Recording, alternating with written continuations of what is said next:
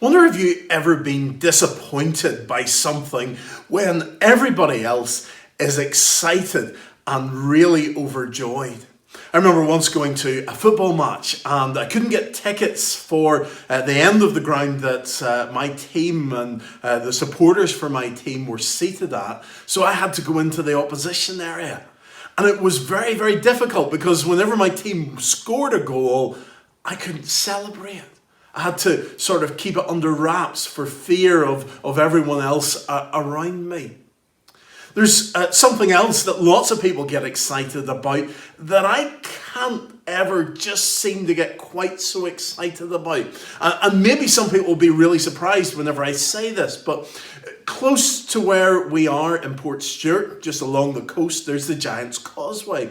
And people travel from all over the world to come to the Giant's Causeway. Now, I love going to the causeway. I love going for a walk along the pathways. It's one of my favourite places to be, but I just don't get very excited by the actual rocks themselves. I love the views, I love the sea, I love the pathways, but the rocks just don't excite me. And anytime we're there, the tourists are taking photographs, they're gazing, they're in great wonder at these rocks.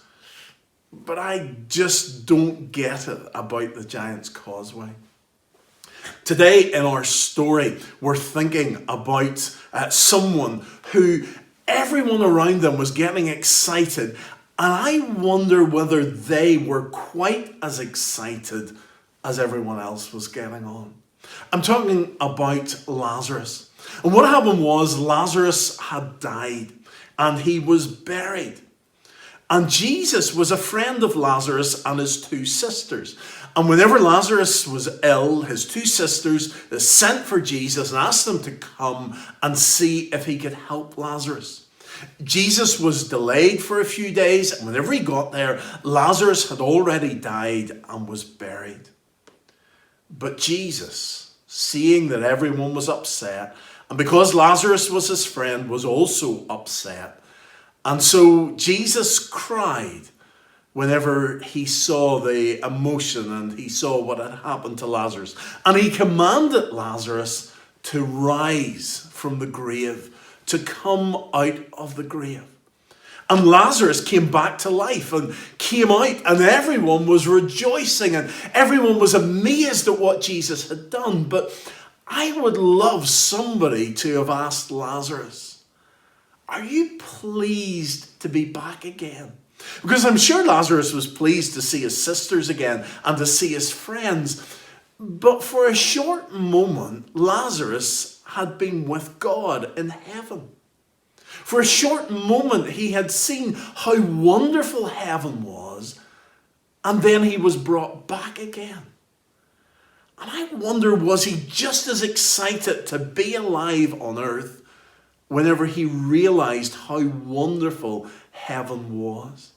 And that's something that we need to remember each day as we're living here. This is the most wonderful gift that God has given to us, to be able to live on earth and to enjoy it, to be with family and with friends. But one day we are going to have an even better life with God in heaven. So we're to enjoy this life every day that we can. We're to live for Jesus Christ, but we're also to remember that one day we go to be with God. And that will be the most incredible life that we will ever have. And we will be with him each and every day. And we will worship God and live with him.